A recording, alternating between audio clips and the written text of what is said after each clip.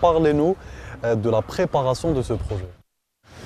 Alors la préparation de ce projet, lorsqu'on vient me voir, et je ne suis pas seul puisque je co-réalise avec un autre réalisateur qui s'appelle Alexis Marant, lorsqu'on vient nous voir, on nous dit voilà on veut faire un long documentaire de 110 minutes, donc quasiment 2 heures, spécialement consacré à l'Algérie. Il va falloir que vous nous fassiez une proposition. Et cette proposition, en fait, il s'agit donc de développer un synopsis qui fait une trentaine de pages. Et pour écrire 30 pages sur l'Algérie, il faut y aller. Donc on commence par se rendre en Algérie. Alexis Marant part à l'est jusqu'à Annaba, et moi même Al-Kala même, et moi je pars à l'ouest jusqu'à Razawet. Et en fait on se divise le territoire, le littoral en deux, et à nous, sur le terrain, de rencontrer des gens, de s'arrêter dans tous les petits coins de villages, de plages, de littoral, pour essayer de revenir avec des histoires et des gens qui nous paraissent être des sujets potentiels pour filmer quelques mois plus tard. Pour ce numéro de Thalassa, parce qu'il y a eu un engouement, comment vous l'expliquerez en tant que réalisateur? Un engouement en Algérie et en France, parce que c'était la première fois que Thalassa consacrait l'intégralité de son émission, c'est-à-dire quasiment 2 heures, uniquement à l'Algérie. Ça avait été fait par le passé, mais uniquement en 52 minutes, ce qui est déjà assez conséquent, mais pas 110 minutes. Et puis ça n'avait pas été fait avec les moyens que nous avons utilisés, puisque à la différence des autres émissions réalisées par Thalassa sur l'Algérie, nous on a voulu mettre à l'honneur les prises de vue aériennes. Et ça, c'était nouveau. Donc je pense que l'engouement, il naît de la rareté, il naît de la nouveauté, et il naît aussi de l'aspect un peu exceptionnel que constituent ces images, il faut dire sublimes, vues du ciel. D'accord. Et dans votre document, on suit 4 personnages. Oui. Pourquoi ces choix?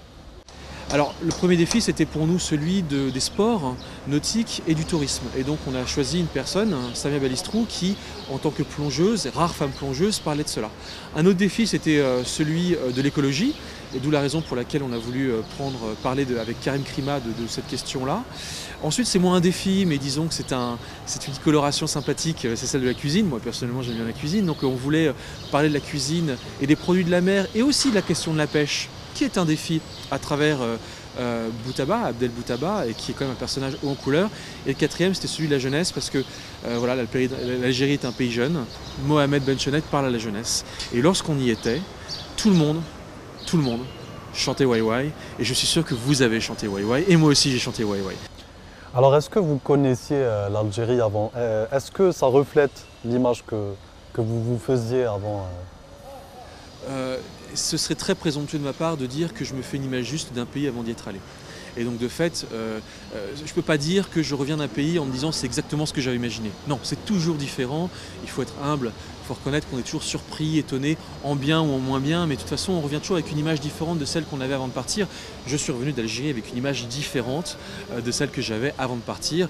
Et voilà, j'ai trouvé qu'il y avait des choses absolument magnifiques en Algérie. Lorsqu'on survole le littoral en hélicoptère, forcément on voit des paysages extraordinaires qu'on n'avait même pas soupçonnés. J'ai aussi rencontré beaucoup de difficultés pour tourner, donc on revient avec une conscience très particulière et très aiguë de ce que c'est que d'être journaliste en Algérie. C'est pas toujours simple, surtout quand on est journaliste français. Donc voilà, mon opinion a évolué, et puis elle évolue au fur et à mesure que je reviens. Maintenant c'est la 4e fois que je viens, et mon opinion évolue encore, et si je devais revenir, elle évoluerait certainement encore. Et vous parlez de drones notamment. Comment vous avez procédé pour filmer le documentaire? Alors, pas de drone. On a pensé à un moment utiliser des drones, ça faisait partie des réflexions qu'on avait sur le plan technique. Ce qu'on voulait de toute façon, c'était montrer l'Algérie vue du ciel. C'était quasiment un prérequis de Thalassa, c'est-à-dire qu'on ne partait pas en Algérie sans montrer l'Algérie vue du ciel. Alors après, on a réfléchi à la meilleure manière de tourner, et il s'est avéré que finalement c'était l'hélicoptère la meilleure manière de tourner. Alors l'hélicoptère, il vient pas seul, il vient avec une caméra qu'on appelle une caméra Cineflex. Donc c'est une espèce de gigantesque engin qu'on fait venir depuis Marseille et qu'on fixe en fait sur le nez de l'appareil de l'hélicoptère écureuil, et qui en fait vous donne une image extrêmement stable de l'hélicoptère, et du coup on filme le littoral de manière parfaitement fluide.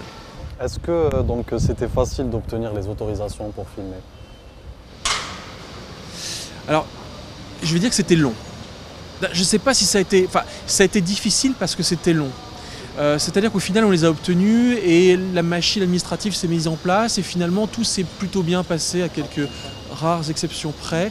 Et on a eu les visas, on a eu les autorisations, même si souvent ça s'est fait au dernier moment.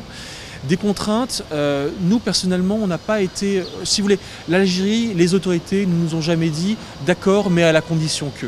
Jamais. Ils ne nous ont jamais dit d'accord, mais on veut voir le film avant qu'il soit diffusé. Jamais.